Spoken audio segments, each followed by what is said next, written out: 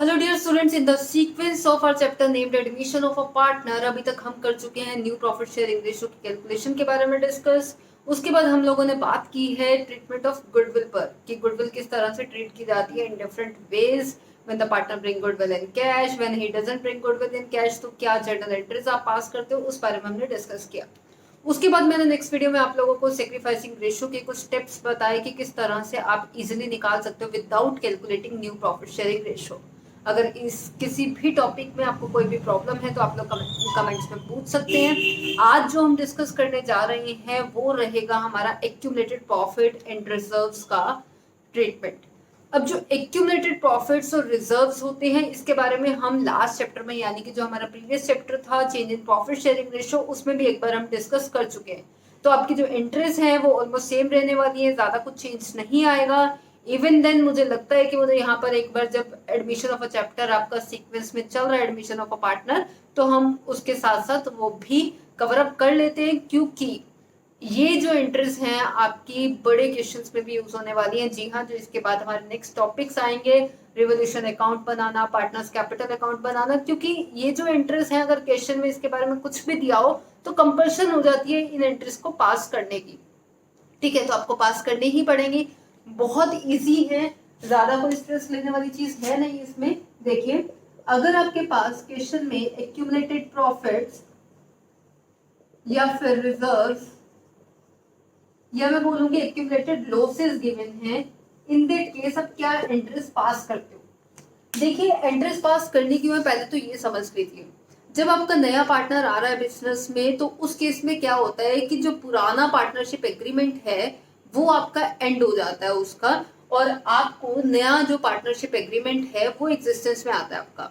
ठीक है, तो अभी क्या होने वाला है कि जब वो पुराना जो पार्टनरशिप एग्रीमेंट है उसका एंड होगा, उसका एंड करने के लिए हमें कुछ एंट्रीज पास करनी पड़ती हैं। उनमें से एक यहाँ पे एक्यूमुलेटेड प्रॉफिट्स एंड रिजर्व्स को लेकर भी होती है। वो इसलिए होती है क्योंकि जितना भी आपने प्रॉफिट्स या रिजर्व्स एक्यूमुलेट यानी कि इकट्ठे करके रखे हुए हैं, या फिर जो भी आपके रिजर्व्स हैं वो आपने इकट्ठे करके अलग से किसी अकाउंट में रखे हुए हैं, जनरल रिजर्व हो सकता है, आपका वर्कमैन कंपनसेशन रिजर्व हो सकता है, किसी भी टाइप का रिजर्व हो।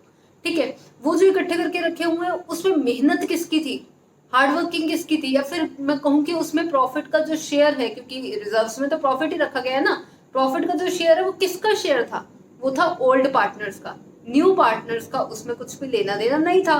तो जब न्यू पार्टनर्स का उसमें कुछ भी लेना देना नहीं है तो ये क्या करते हैं कि उनके आने से पहले, ठीक है, नए पार्टनर के आने से पहले जितना भी पहले का रिजर्व सरप्लसेस है सब आपस में बांट लेते हैं कि नए वाले को हमें कुछ नहीं देना।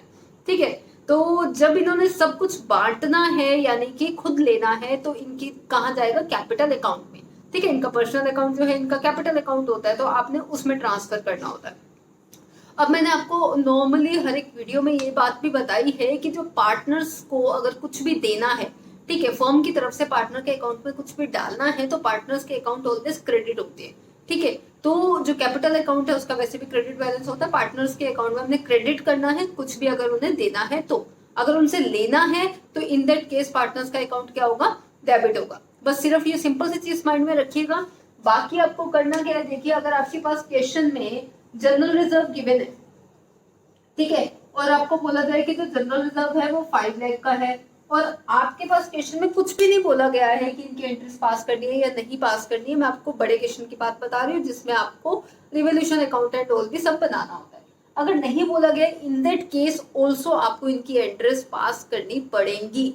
ठीक है, और अगर आपके पास ये शॉर्ट क्वेश्चन में आता है यानी कि आपको बोला गया है कि जनरल रिजर्व की एक्यूमुलेटेड प्रॉफिट्स वगैरह के इंटरेस्ट पास करो, तो इन दैट केस आप वैसे की वैसे पास कर दोगे। ठीक है, शॉर्ट में तो करना ही पड़ेगा, बट अगर लॉन्ग में आता है तो इनकी कंपल्शन हो जाती है, बिकॉज इनका इम्पैक्ट अकाउंट्स पे भी पड़ता है। अगर आप नहीं करोगे इंटरेस्ट पास तो आपके जो अकाउंट्स हैं उनमें भी डिफरेंस आ जाएगा, वो भी सही नहीं बनेंगे। जनरल रिजर्व की होगा आपके पास क्वेश्चन में 5 लाख का, लायबिलिटी साइड पे गिवन है, और वो बोल रहे हैं कि नया पार्टनर एडमिट हो गया है तो आप ट्रीटमेंट्स करो इनके। अब नया पार्टनर एडमिट हो गया कोई बात नहीं, इसके साथ आपको क्या दिया होगा, ओल्ड रेशो गिवन होगी। ओल्ड रेशो किसकी, ओल्ड पार्टनर्स की होगी।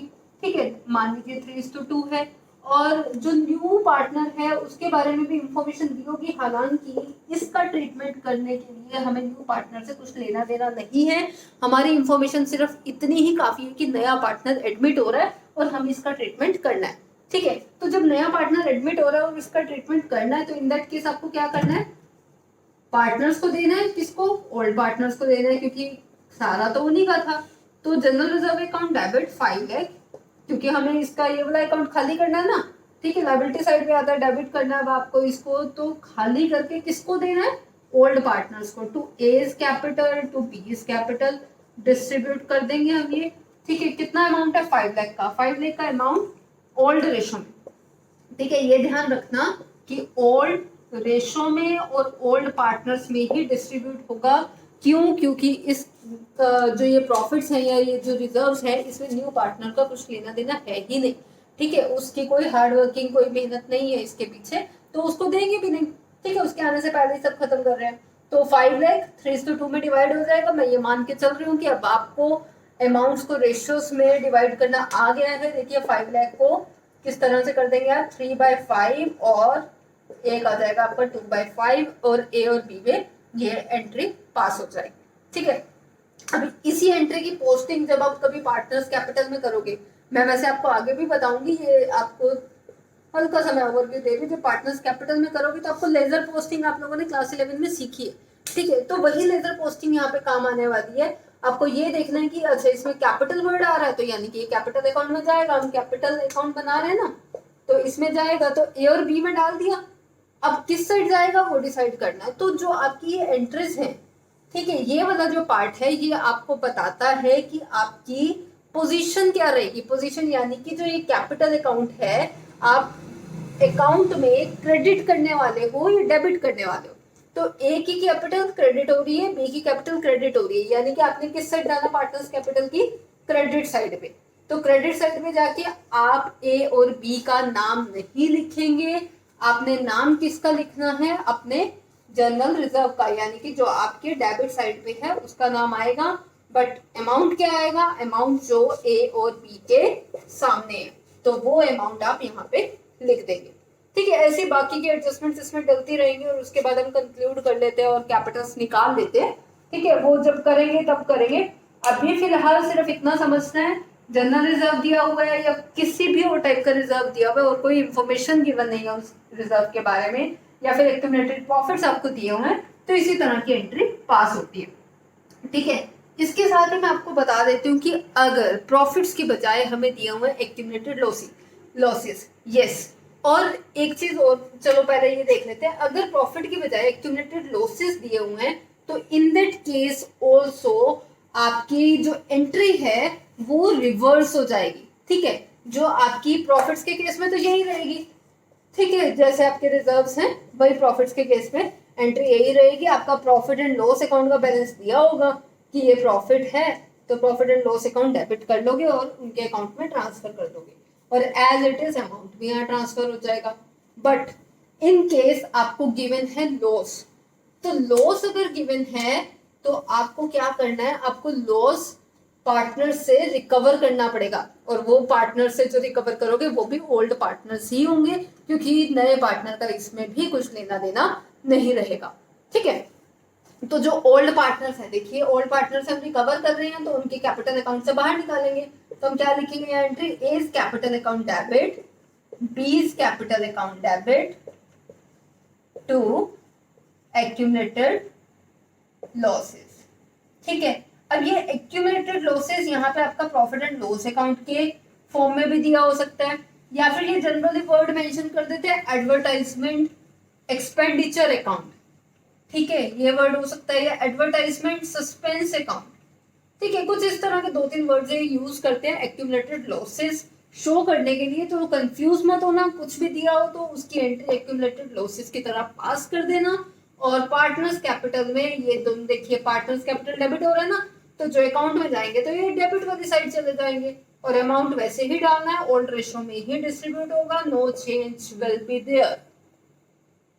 ठीक है, आई गेस ये तो सिंपल सा था। यहाँ पे मैं आपको छोटी सी चीज और बता देती हूँ। जनरली बच्चों को कंफ्यूजन रहती है, शायद हमें भी कभी थी, कि जो प्रॉफिट एंड लॉस अकाउंट का डेबिट बैलेंस है वो लॉस होता है या प्रॉफिट। सोच के देखिए, प्रॉफिट एंड लॉस अकाउंट का डेबिट बैलेंस है वो लॉस है या प्रॉफिट, और प्रॉफिट एंड लॉस अकाउंट का जो क्रेडिट बैलेंस है वो आपका प्रॉफिट है या लॉस। देखिए कईयों ने तो रट्टा भी मार रखा होगा कि डेबिट बैलेंस है तो ये होता है, क्रेडिट बैलेंस है तो ये होता है, बट क्यों होता है? ठीक है, देयर इज अ रीजन। देखिए अगर आपको याद हो, आपने क्लास 11 में प्रॉफिट एंड लॉस अकाउंट बनाया था, remember, profit and loss account. जब आप प्रॉफिट एंड लॉस अकाउंट बना रहे थे तो अगर आपको ध्यान हो तो आप डेबिट साइड पर डालते थे सभी अपने एक्सपेंसेस और क्रेडिट साइड पर डालते थे अपने इनकम्स एंड गेन्स। ठीक है, यही किया था। तो जब डेबिट साइड पे आपने एक्सपेंसेस डाले तो अगर आपका डेबिट वाला बैलेंस बड़ा होगा तो क्वेश्चन में लिखा होगा कि प्रॉफिट एंड लॉस अकाउंट का डेबिट बैलेंस है। डेबिट बैलेंस बड़ा होगा तो क्या होगा? वो लॉस। अगर क्रेडिट बैलेंस बड़ा होगा यानी कि अगर आपकी इनकम्स एंड गेन्स बड़े होंगे, ज्यादा होंगे, तो इन दैट केस आपका क्या होगा? प्रॉफिट हो जाएगा। ठीक है, तो कंक्लूड तो इस तरह से होता था, लेकिन कई बच्चे ये सोचते हैं कि डिफरेंस उस साइड आ रहा है तो वो वाला होगा, ठीक है, डिफरेंस उधर आ रहा है तो वो होगा। जनरली क्योंकि जब हम प्रॉफिट एंड लॉस अकाउंट बनाते हैं, नेट प्रॉफिट आपका इधर आता है, ठीक है, और नेट लॉस आपका इधर निकलता है। तो बच्चों का यहाँ पे जनरली क्वेश्चन रहते हैं कि ये जो नेट लॉस है ये आया तो क्रेडिट साइड पे है, ठीक है, और हम जब प्रॉफिट एंड लॉस अकाउंट के क्रेडिट बैलेंस की बात करते हैं तो हम बोलते हैं कि वो तो प्रॉफिट होता है। यस, तो यहाँ पे डेबिट बैलेंस या क्रेडिट बैलेंस का डिफरेंस से कुछ लेना देना नहीं है कि डिफरेंस किधर आ रहा है। यहाँ पे डेबिट बैलेंस और क्रेडिट बैलेंस का मतलब होता है कि कौन सा बैलेंस ज्यादा बड़ा है। ठीक है, तो अगर आपका ये वाला बैलेंस ज्यादा बड़ा होगा तो ऑब्वियस सी बात है लॉस आएगा इधर, ठीक है, वो तो डिफरेंस निकलेगा। तो ये ज्यादा बड़ा होने का मतलब क्या है कि आपका एक्सपेंसेस ज्यादा है, एक्सपेंसेस वाला कॉलम ज्यादा बड़ा है, ठीक है। तो इसीलिए हम जब प्रॉफिट एंड लॉस अकाउंट का डेबिट बैलेंस लिखते हैं तो उसका मतलब होता है लॉस, ठीक है, और जब प्रॉफिट एंड लॉस अकाउंट का क्रेडिट बैलेंस लिखते हैं यानी कि क्रेडिट बड़ा है तो उसका मतलब होता है प्रॉफिट। ठीक है, ये चीज अपने माइंड में जरूर क्लियर करके चलना, बिकॉज नहीं तो इन तक सफर करते रहोगे इसके लिए और अल्टीमेटली क्रैम करना पड़ेगा। ठीक है, तो उसके बाद हम नेक्स्ट वीडियो में डिस्कस करेंगे वर्कमैन कंपनसेशन रिजर्व और इन्वेस्टमेंट फ्लक्चुएशन रिजर्व के बारे में। हालांकि एक वीडियो मैंने इसकी पहले भी बनाकर डाल दी है, even then I will do it again for you. ठीक है, तो workman compensation reserve, investment fluctuation reserve हम इसके बाद अपनी नेक्स्ट वीडियो में डिस्कस करते हैं। तब तक के लिए देखते रहिए, प्रैक्टिस कीजिए। All the very best, thank you.